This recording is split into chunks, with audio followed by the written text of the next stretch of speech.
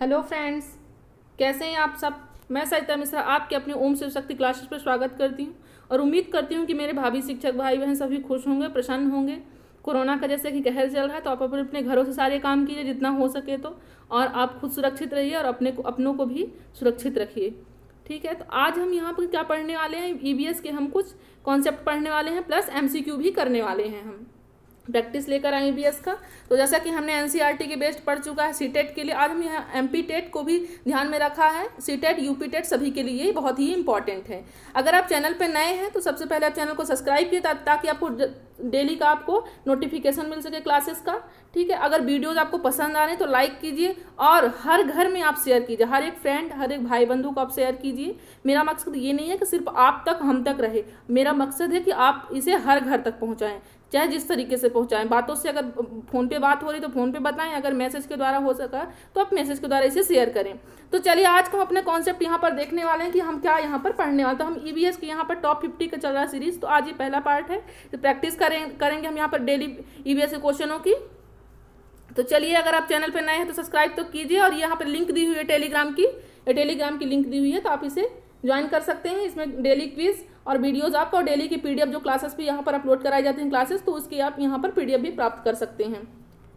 तो ये मेरा छोटा सा संदेश है आप सब मेरे भाभी शिक्षक भाई बहनों के लिए कि अगर आप अब तक तैयारी स्टार्ट नहीं है, तैयारी स्टार्ट कीजिए मेरे साथ, क्योंकि मैं भी प्रतिबद्ध हूँ आपको टीचर बनाने के लिए। तो आप भी प्रतिबद्ध रहिए इसे शेयर करने के लिए। तो आज का हमारा टारगेट है लाइव कितना, कि लाइव 200 स्टूडेंट साथ में पढ़ेंगे आज हम। तो अपने टारगेट को आपको नहीं भूलना है, अपने टारगेट को साथ में लेकर के चलना है। तो आप अपने टारगेट को ध्यान में रखिए और हम आज की क्लासेस स्टार्ट करते हैं।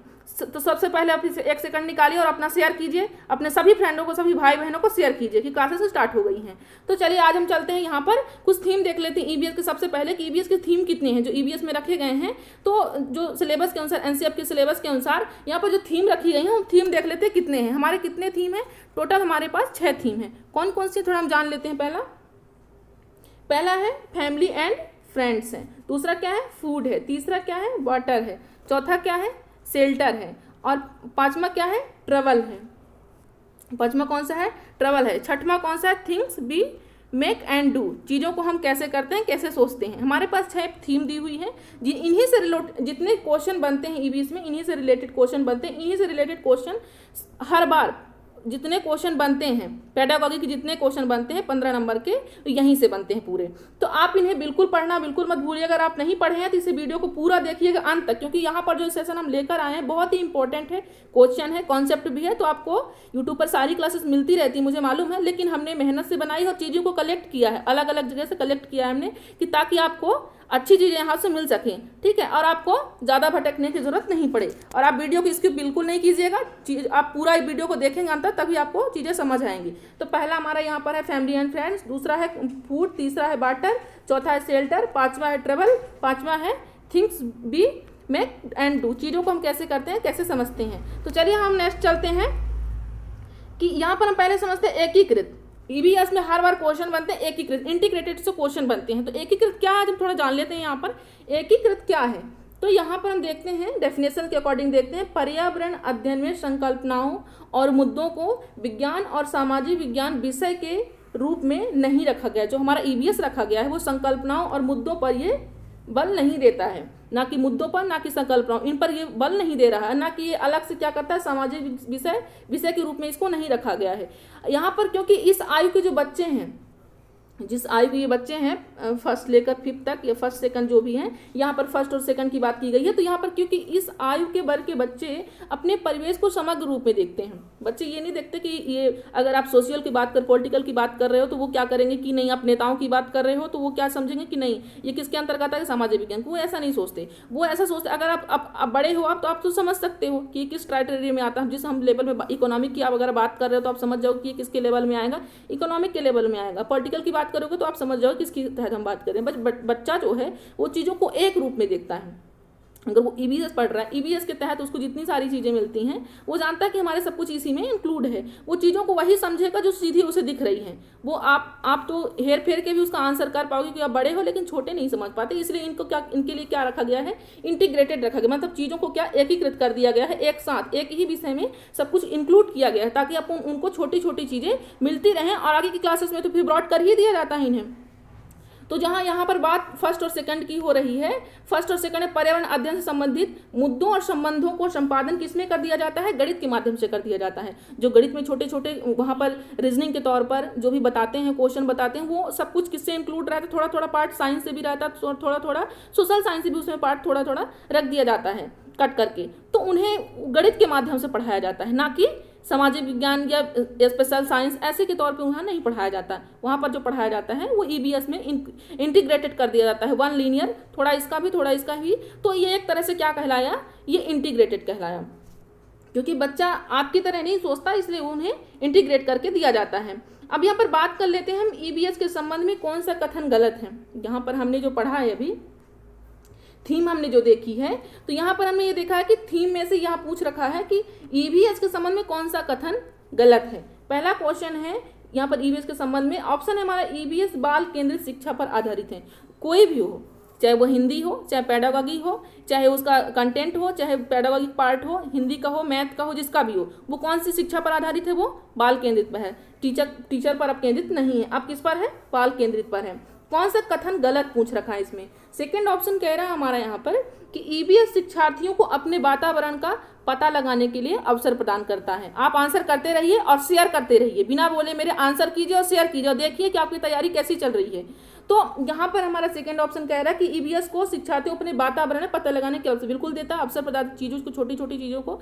बच्चा क्या करता है, अगर आप उसे पानी के बारे में बता रहे हो, फूड के बारे में बता रहे हो, है ना, तो वो चीज़ों को क्या करता है, मतलब देखता है कि हमारे बात, अगर आप जैसे कि हमारे थीम में क्या है, बटर भी है, शेल्टर भी है, तो यहाँ पर क्या करता है बच्चा, यहाँ बच्चा वो उसी चीज़ को क्या करता है, अपने वातावरण में इंटीग्रेट करने लगता है, इंक्लूड करने लगता है कि नहीं सर ने हमें यहाँ से वाटर के बारे में बताया है कि हमें पानी नहीं खराब करना चाहिए, तो यहाँ पर वो क्या करेगा, अपने आप को इंटीग्रेट वातावरण में करने लगेगा। नेक्स्ट यहाँ पर सी ऑप्शन दिया हुआ है कि ईबीएस विवरण और परिभाषाओं पर जोर देता है। नहीं, ये ईबीएस जो होता है, बात ईबीएस की चाहे हिंदी की हो चाहे मैथ्स की हो, वो परिभाषाओं पर जोर नहीं, परिभाषाओं मुद्दों पर जोर नहीं देते हैं।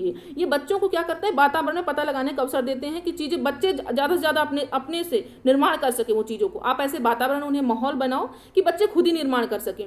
तो यहाँ पर परिभाषाओं पर किसी भी सब्जेक्ट पर पर्टिकुलर जोर नहीं दिया जाता है, तो ये भी हमारा ऑप्शन ये देख लिए। फिर नेक्स्ट कह रहा है कि इसकी प्रकृति एकीकृत है। हमने ईबीएस की प्रकृति देखी ली है कि एकीकृत है, कि साइंस को भी, सोशल साइंस को भी, मैथ्स को भी इंक्लूड करके एक पार्ट बना दिया गया है ईबीएस। तो यहाँ हमने ये देख लिया कि एकीकृत है, बिल्कुल एकीकृत है। तो हमारा यहाँ पूछ क्या रखा है, कौन सा कथन गलत है। तो हमारा कौन सा कथन गलत है इनमें से हमारा ये तो पहला हमारा सही हो क्योंकि बाल केंद्रित सही है। फिर ये पता लगाने का अवसर प्रदान कर, ये भी सही है। परिभाषाओं पर जोर देता है, जोर नहीं देता, ये हमारा क्या हो जाएगा, राइट ऑप्शन इसका, क्योंकि पूछ क्या रखा है, कथन गलत पूछ रखा है, जो कथन है वो गलत है। तो यहाँ पर ऑप्शन हमारा हो जाएगा ऑप्शन नंबर सी राइट हो जाएगा।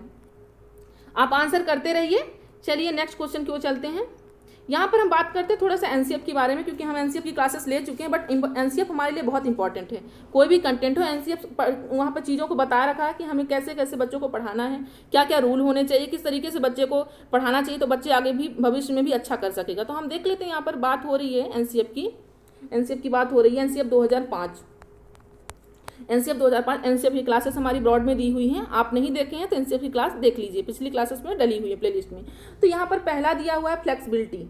एनसीएफ कहता है कि चीज़ों को कैसे बनानी चाहिए, लचीला बनाना चाहिए, पाठ्यक्रम को कैसा बनाना चाहिए, इतना लचीला बनाना चाहिए, मतलब बहुत ज़्यादा उसमें टफ क्वेश्चन, अगर आप एग्जाम ले रहे हो बच्चे का तो कैसा उसमें थोड़ा शॉर्ट क्वेश्चन भी पूछना चाहिए, लॉन्ग टर्म्स भी पूछना, मतलब थोड़ा थोड़ा सब कुछ इंक्लूड करना चाहिए, लचीला बनाना चाहिए, ज़्यादा टफ नहीं कि बच्चे उसका आंसर ही ना कर पाएँ। एक्सटर्नल, सेकंड क्या बता रहे, एक्सटर्नल, बच्चों को बाहर दुनिया से जोड़िए। जो भी चीज़ें आप बता रहे हो, अगर आप बता रहे हो किसके बारे में, एनिमल के बारे में बता रहे हो, तो आप कैसे बताओ, आप उनको इन तरीके से बताइए कि अगर आपके घर में, कैसे आपने देखा ही होगा, आपके घर में एनिमल होंगे, है ना, गाय होगी, है ना, गाय हमारी माता है, उनको क्या बताओ, उनके घर के लेवल से भी जोड़ करके बताओ कि आपकी मम्मी भी ऐसा करती हो, दूध निकालती होंगी, है ना, तो ये सारी चीज़ें वो ज़्यादा आसानी से समझ पाएंगे।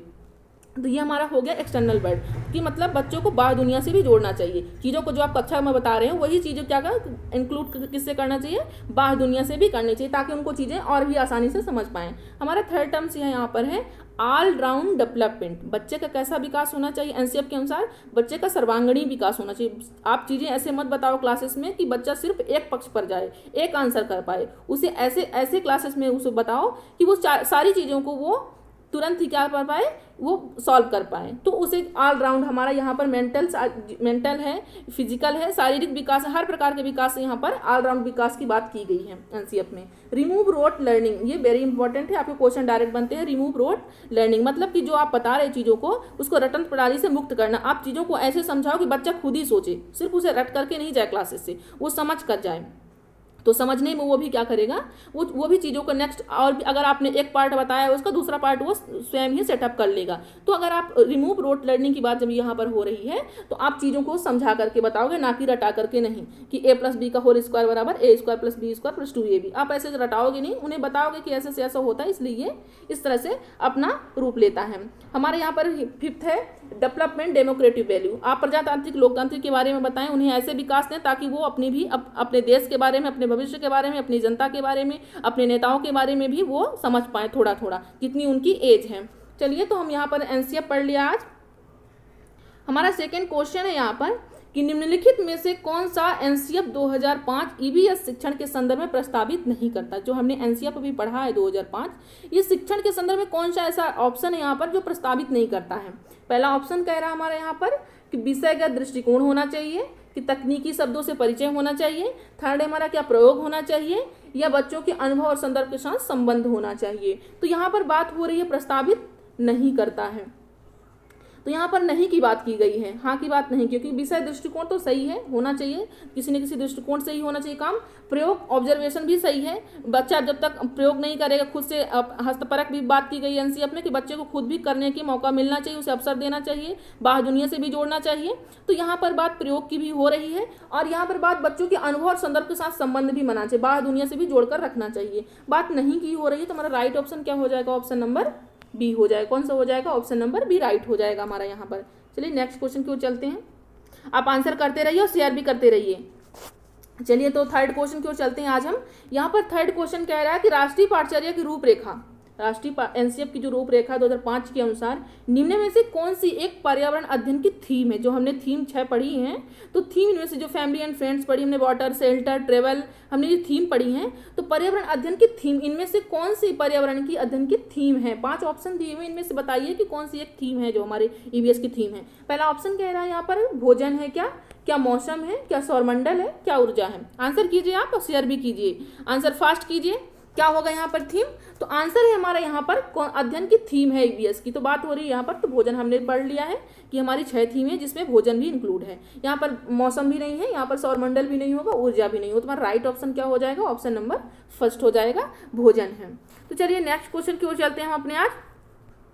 पर्यावरण अध्ययन में विषय वस्तु थीम आधारित उपागम को, कौन सी विषय वस्तु थीम आधारित उपागम को अपनाने के समर्थन में निम्न में से कौन सा तर्क जो यहाँ पर दिया वो सबसे उपयोगी है। थीम से आधारित यहाँ पर क्वेश्चन है पर्यावरण अध्ययन के। तो यहाँ पर जो ऑप्शन है हमारा, पहला ऑप्शन कह रहे हैं पाठ योजनाओं को एक ढांचा प्रदान करने और शिक्षण को अधिक प्रभावी बनाने में मदद कर, जो हमारी थीम होती है पर्यावरण अध्ययन की, वो निम्न में से कौन से यहाँ पर जो ऑप्शन दिए उसमें समर्थन कर रहा है। वो क्या, वो ये पाठ योजनाओं की ढांचा प्रदान करता है और शिक्षण को अधिक प्रभावी में मदद करता है थीम, क्या यह शिक्षण को अधिक रोचक और गतिविधि आधारित बनाने में मदद करता है, कि क्या यहाँ पर यह अवधारणाओं, मुद्दों और कौशलों के बृहत विस्तार को सम्मिलित करने में मदद करता है। चौथा ऑप्शन ये हमारा, यह विषय सीमाओं को नरम बनाने और संपूर्णता में ज्ञान प्रदान करने में मदद करता है। तो ये जो हमारी थीम है विषय वस्तु आधारित, तो इन समर्थन में कौन सा तर्क सबसे उपयोगी है, तो सबसे उपयोगी कौन सा हमारा, ऑप्शन नंबर 4 है। कौन सा, ऑप्शन नंबर 4 है, क्योंकि चीज़ों को यहाँ पर क्या बात यहाँ पर एनसीएफ जब करता है तो यहाँ पर बच्चे के सर्वांगीण विकास होता है, तो चीज़ों को आप ऐसा प्रदान करो कि उसमें संपूर्णता हो। एकीकृत में भी हमने पढ़ लिया है कि वहाँ पर इंटीग्रेट चीज़ों को ऐसे बताओ कि ताकि उसको सब कुछ उसी में इंक्लूड हो, तो यहाँ पर संपूर्णता ज्ञान प्रदान करने में मदद करता है हमारा थीम जो होता है। तो ऑप्शन नंबर डी हमारा राइट हो जाता है। नेक्स्ट क्वेश्चन की ओर चलते हैं, आप इस आंसर करते रहिए, शेयर भी करते रहिए। हमारा 5th क्वेश्चन है आज का यहाँ पर, ईवीएस क्लास में समूह में सीखने का क्या उद्देश्य है। ईवीएस क्लास में अगर आप ग्रुपिंग में समझा रहे हो तो उसका क्या उद्देश्य है, आप ग्रुपिंग में क्यों समझा रहे हो आप। आंसर है आप, पहला ऑप्शन है यहाँ पर आपका छात्रों को आसानी से प्रतिबंधित करना और वर्कलोड को कम करना। आप ग्रुप में इसलिए पढ़ाते हो कि आसानी से चीज़ों को समझा सको या उनके वर्कलोड को कम कर सको, इसलिए ग्रुप में पढ़ा रहे हो। कि लड़के और लड़कियों को अलग अलग सीख सकते हैं, इसलिए बता रहे हो ग्रुपिंग में कि लड़के और लड़कियों को अलग अलग आप सिखाओ, इसलिए कर रहे हो। कि कम और उच्च प्रदर्शन करने वाले छात्रों को अलग करना और उपचारात्मक शिक्षण देना। कि कम और जो आपके हाई लेवल प्रतिभाशाली हैं, कुछ नॉर्मल बच्चे भी होते हैं, तो कई प्रकार के मंदबुद्धि के भी होते हैं, कई टाइप के बच्चे होते हैं, तो क्या उनको उनके प्रदर्शन के लिए आप अलग अलग छांट रहे हो यहाँ पर। फिर उन पर छांटने के बाद आप क्या करो, उनका उपचारात्मक शिक्षण प्रदान करो उन पर, क्या इसलिए आप समूह में कर रहे हो। हमारा नेक्स्ट ऑप्शन क्या है, सहयोग के मूल्यों को लागू करना। क्या करना, सहयोग के मूल्यों को लागू करना और एक साथ काम करने के लिए प्रत्येक बच्चों को सक्रिय रूप से भाग लेने में और सीखने में सक्षम बनाना। हमारा ऑप्शन मिल गया right option, option number D.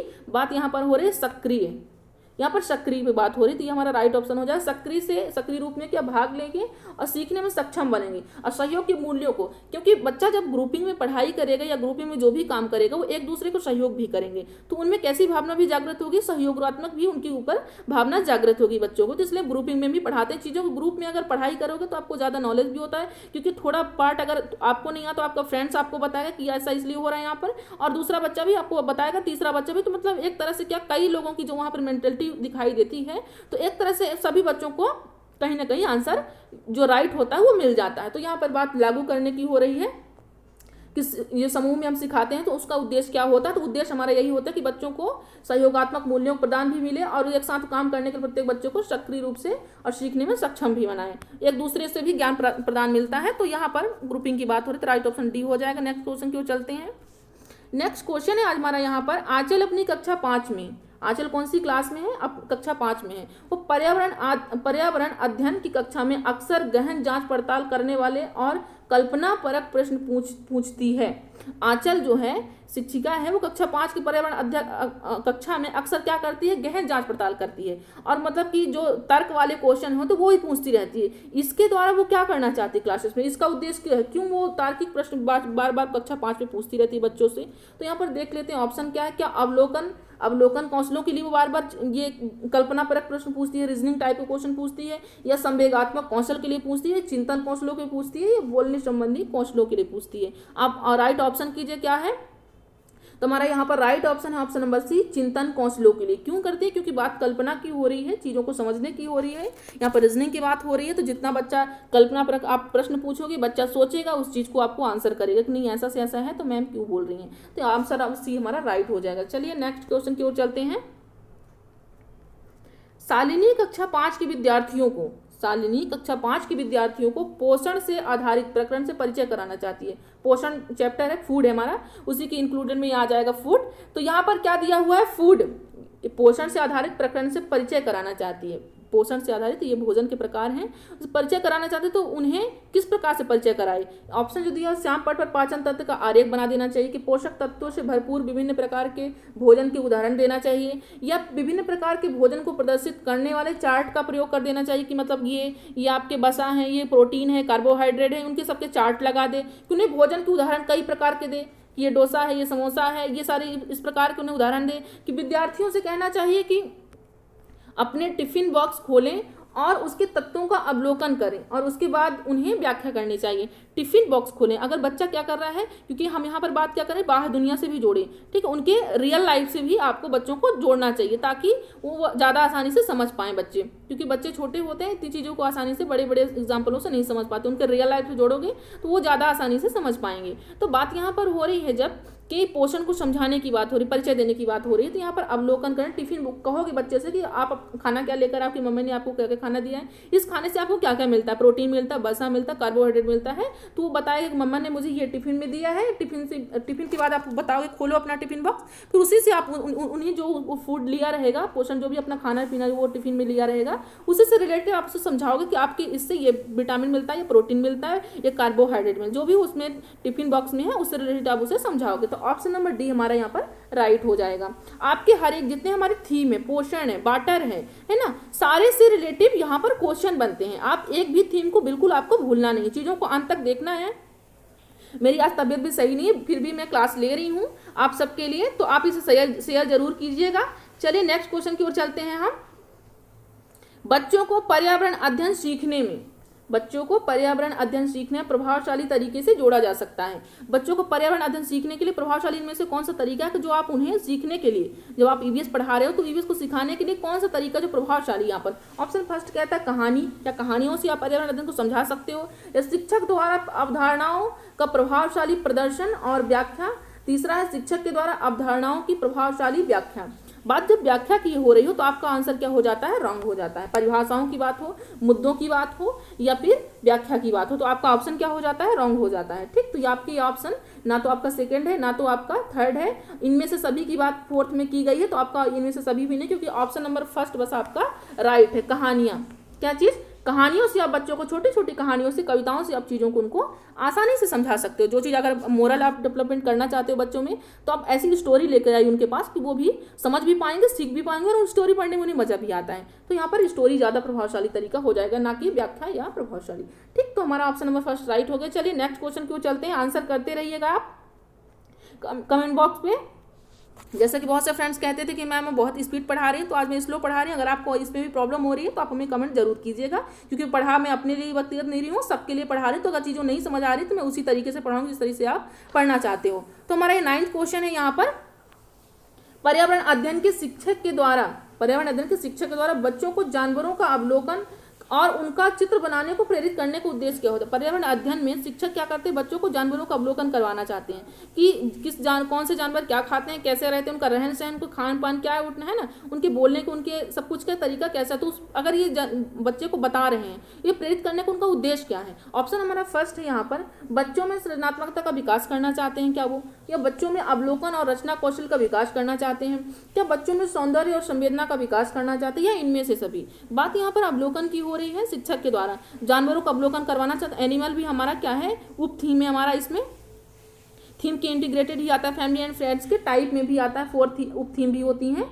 तो जिनमें से एनिमल भी आता है। तो यहाँ पर बात हो रही है अवलोकन की, तो हमारा राइट ऑप्शन हो जाएगा ऑप्शन नंबर डी, क्योंकि सृजनात्मक से भी अवलोकन करवा, जानवरों का अवलोकन करवा रहे हैं टीचर, तो सृजनात्मकता ही विकास होगा, सोचेगा, समझेगा, फिर वो क्या करेगा, छोटे छोटे डायग्राम बनाएगा कि नहीं मैं एनिमल काऊ बनाऊंगा। इसमें ज्योग्राफी में जो भी उस डायग्राम छोटे छोटे जिस तरीके से उसे भी आते हैं, जिस क्लास में है उसके अकॉर्डिंग वो डायग्राम भी बनाएगा देख करके।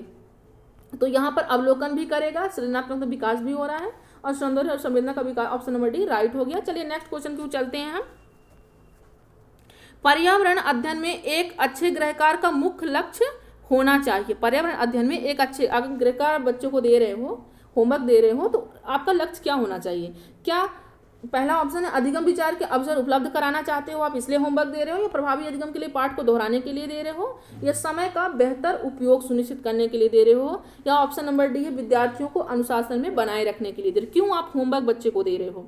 क्या इसके लिए कि बच्चा अधिक से अधिक जान पाए, या पाठ को दोहरा पाए, या बेहतर समय को सुनिश्चित कर पाए, वो घर जाए तो बिल्कुल कुछ भी ना कर पाए, आप समय को एकदम बांध करके यहीं से भेजो, या विद्यार्थियों को अनुशासन में रहे कि नहीं वो बोलने ना पाए, क्लासेस में आए तो पहले होमवर्क दिखाए, बोलने ना पाए, मतलब अनुशासन में बिल्कुल कड़े तरीके से आप उसे रखना चाहते हो। क्या रीजन क्या है आपको होमवर्क देने का? तो यहाँ पर ऑप्शन नंबर फर्स्ट हमारा राइट हो जाता है, क्योंकि बच्चे को हम होमवर्क इसलिए देते हैं कि चीज़ों अगर वो क्लास में जो पढ़ करके गया है वही चीज़ें वो घर पर भी जाकर रिवीजन करेगा। जैसे हम यहाँ पर बोल रहे हैं कि आप वीडियोस अंत तक देखिएगा, तो हम चाहते हैं कि आप एक बार पढ़ो, अगर नहीं समझ आ रहा दोबारा वीडियो देख लीजिए, नहीं समझ आ रहा तो कमेंट बॉक्स में कमेंट कीजिए, तो हम क्लासेस से रिलेटेड जो कुछ भी होगा तो हम उसे आंसर करेंगे। तो यहाँ पर चीज़ों को हम क्यों कर रहे हैं ऐसा? हमारा उद्देश्य क्या है? हमारा कोई प्रॉफिट तो है नहीं, यहाँ पर प्रॉफिट आप सबका ही है, हमारा भी है, आप सबका भी है। तो यहाँ पर प्रॉफिट ये है कि विचारों को हम सोचते हैं कि और भी आपकी तैयारी बेहतर हो जाए, तो यहीं पर ये क्या कर रहे हैं, अधिगम के अवसर उपलब्ध करा। राइट ऑप्शन नंबर फर्स्ट हो जाएगा हमारा। चलिए नेक्स्ट क्वेश्चन की ओर चलते हैं। शेयर करते रहिएगा, शेयर करना बिल्कुल नहीं भूलना है आपको लाइव क्लास में ज़्यादा से ज़्यादा फ्रेंड्स को, भाई बहन को, सबको जोड़ना है, आपको सबको लेकर के आना है यहाँ पर। तो यहाँ पर हमारा राइट, यहाँ पर देखते हैं क्वेश्चन क्या है हमारा, जीव जंतुओं पर आधारित, किस पे आधारित है? जीव जंतु, एनिमल पर आधारित पाठ को पढ़ाने के लिए शीतल कक्षा 4th की विद्यार्थियों के लिए चिड़ियाघर के भ्रमण का आयोजन करती है। जीव जंतु के बारे में पढ़ाना है टीचर को, तो वो कक्षा 4th के बच्चों को क्या करते हैं, चिड़ियाघर के भ्रमण करवाना चाहते हैं, भ्रमण करवा रही हैं। इसका उद्देश्य क्या, इसके पीछे उद्देश्य क्या है, क्यों वो भ्रमण कराने के लिए ले गई हैं? अब पढ़ा किसके बारे में रही हैं? जीव जंतु के बारे में। तो ऑप्शन फर्स्ट क्या कहता है, जीव जंतु संरक्षण के कौशलों का विकास, इसका उद्देश्य इसलिए ले जा रही है भ्रमण पर कि जीव जंतु के संरक्षण कौशलों का विकास हो सके, किस तरह जीवों को वहां पर रखा जाता है, चिड़ियाघर पर चीज़ों को या जानवरों को या पशुओं को। तो यहाँ पर सेकंड ऑप्शन है दैनिक समय सारणी की दिनचर्या में बदलाव के लिए। क्या उन्हें इसलिए घुमाने ले जा रहे हैं कि वो सुबह शाम वो क्या इंजॉय कर सके, उनकी दिनचर्या बदलाव आ सके, वो डेली जो वो बोर हो चुके हैं तो उन्हें दिनचर्या में बदलाव लेके आए। नहीं, ऐसा कुछ नहीं है। फिर यहाँ पर थर्ड है कक्षा कक्षी अधिगम को वास्तविक जीवन की परिस्थितियों के साथ जोड़ना। यहाँ पर क्या बात हो रही है, वास्तविक रियल लाइफ की बात हो रही है। आप आंसर देखते रहिएगा, आंसर करते रहिएगा। फोर्थ ऑप्शन है जीव जंतुओं को पालतू कैसे बनाया जाए, इसके प्रति क्षमता विकास। क्या बच्चे थोड़ी ना पालने लगेंगे इतनी छोटी उम्र में कि गाय भैंस पालने लगेंगे। वो बात यहाँ पर अधिगम की हो रही है, तो बात ये रियल लाइफ एग्जांपल से वो चीज़ों को दिखा रहे हैं, भ्रमण पे ले जा रहे हैं कि देखिए आप यहाँ पर ऐसे ऐसे रहते हैं, इनका भी ये भी हमारी तरह ही है, इनके पास भी यहाँ पर जो भी इनका जिस तरीके से आवास है वो आवास दिखाएंगे, उनकी आवाज़ दिखाएंगे, उनका जो एक्टिविटी रहेगा वो दिखाएंगे। तो क्या कर रहे हैं वो रियल लाइफ से जोड़ रहे हैं बच्चे को। तो ऑप्शन नंबर सी हमारा राइट हो जाएगा यहाँ पर। चलिए नेक्स्ट क्वेश्चन की ओर चलते हैं हम। एक प्राथमिक स्तर की अध्यापिका जल के विषय पर, किसके विषय पर, वाटर के विषय पर अपनी कक्षा 4th के बच्चों को प्रभावपूर्ण तरीके से किस प्रकार आंकेगी। अगर बच्चे के आकलन करना चाहती है शिक्षिका, तो कक्षा 4th का बच्चा है वो, तो अगर वो जल के बारे में बताना चाहती हैं, पढ़ाना चाहती है, तो किस तरीके से या उसका आकलन करना चाहती है जल के बारे में। टॉपिक कौन सा है, जल का टॉपिक है। तो अगर आकलन करना चाहती कक्षा 4th के बच्चे में, तो किस तरीके से आंकेंगी वो। क्या बच्चों को जल संरक्षण पर नारे लिखवाएंगी वो, या उपरोक्त विषय पर एक लिखित परीक्षा का आयोजन करेंगी वो, ये पता करेंगे कि उन्होंने अपने दैनिक जीवन में बचत किस प्रकार करते हैं। फिर यहाँ पर फोर्थ ऑप्शन है हमारा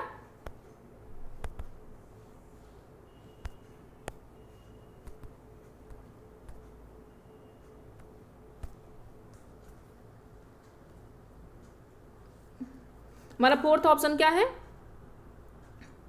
फोर्थ ऑप्शन जल संरक्षण पर पोस्टर बनाने की गतिविधि का आयोजन करके, क्या करके, आयोजन करके। तो हम ये देखते हैं राइट ऑप्शन क्या है, बात किसकी हो रही है, वाटर की बात हो रही है। बात किसकी हो रही है, वाटर की बात हो रही है। तो यहाँ पर बच्चों को प्रभावपूर्ण तरीके से किस प्रकार आंकेगी वो, तो यहाँ पर बात हो रही है वो, तो यहाँ पर आंसर हो जाएगा हमारा ऑप्शन नंबर सी हो जाएगा। क्यों, वो क्योंकि वाटर की बात जब वो कर रही हैं, तो प्रभावपूर्ण तरीके किस प्रकार आंकेंगी। क्या नारी लिखवाने से वो आंक लेंगी, वो नारी लिखवा दिए तो वो जल के बारे में देख लिए कि किस प्रकार से ये बच्चे किस प्रकार से पानी का उपयोग कर रहे हैं, इधर उपयोग कर रहे हैं, किस नारे लगाने से तुम्हें मालूम नहीं पड़ जाएगा। लिखित परीक्षा का आयोजन कर भी देंगे तो उन्हें नहीं मालूम पड़ेगा। जल संरक्षण पोस्टर लगाने से भी कुछ यहाँ पर फायदा नहीं है। तो यहाँ पर क्या हो जाएगा, दैनिक जीवन में वो पानी का यूज कितना करते हैं, कितना उपयोग कर रहे हैं, कितना दुरुपयोग कर रहे हैं। यहाँ पर हम ये उन्हें अगर वो उपयोग कर रहे हैं तो ठीक है, दुरुपयोग करें तो उन्हें समझाएंगे कि पानी का दुरुपयोग नहीं करना चाहिए, क्योंकि हमारे ये भविष्य की धरोहर है, या हमें आगे भी काम देगा। पानी की कमी भी हो सकती है, तो कई सारे इसका रीजन है।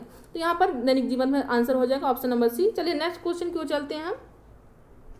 आज का नेक्स्ट क्वेश्चन है हमारा यहाँ पर, निम्नलिखित में से कौन सा वर्तमान पर्यावरण अध्ययन के 6 मुख्य थीमों में से एक है। जो हमारी 6 मुख्य थीम है उनमें से एक कौन सा। ऑप्शन फर्स्ट है हमारे यहाँ पर, हम चीजें कैसे बनाते हैं। सेकंड है काम और खेल। थर्ड क्या है, भोजन। चौथा क्या है, आवास। ये राइट कर लीजिएगा, आवास है यहाँ पर, टाइपिंग एरर हो गई है तो आवास होगा यहाँ पर। तो यहाँ पर 6 मुख्य थीमों में से एक नहीं है की बात हो रही है। तो यहाँ पर हमने देखा है कि हमारी 6 हैं। पहला फैमिली एंड फ्रेंड्स है, फिर फूड है, फिर वाटर है, फिर शेल्टर है, फिर ट्रेवल है, फिर हम चीज़ें कैसे बनाते हैं, यहाँ पर ये है पर। तो यहाँ पर बात हम किसकी नहीं है, आवास भी हमारा, शेल्टर भी है। तो हमारा यहाँ पर है क्या नहीं, काम और खेल। क्योंकि काम और खेल क्या है, उप थीम है, जो किसके अंतर्गत है, फैमिली एंड फ्रेंड्स के अंतर्गत है। तो राइट ऑप्शन नंबर बी हो गया, क्योंकि यहाँ पर 6 मुख्य थीम की बात की गई है। तो मुख्य थीम ये नहीं है, क्योंकि ये उप थीम है।